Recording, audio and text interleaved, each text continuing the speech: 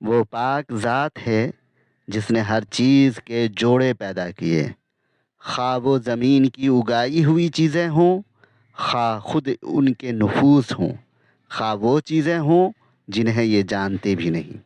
یعنی انسانوں کی طرح زمین کی ہر پیداوار میں بھی ہم نے نر مادہ دونوں پیدا کیے۔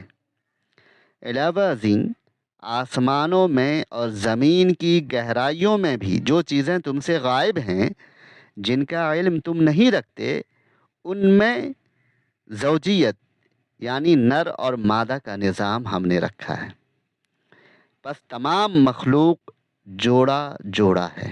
نباتات میں بھی نر اور مادے کا یہی نظام ہے، حتیٰ کہ آخرت کی زندگی دنیا کی زندگی کے لیے بمنزلہ زوج ہے، اور یہ حیات آخرت کے لیے ایک عقلی دلیل بھی ہے۔ صرف ایک اللہ کی ذات ہے جو مخلوق کی صفت سے اور دیگر تمام کوتاہیوں سے پاک ہے، یعنی وہ فرد ہے، زوج نہیں۔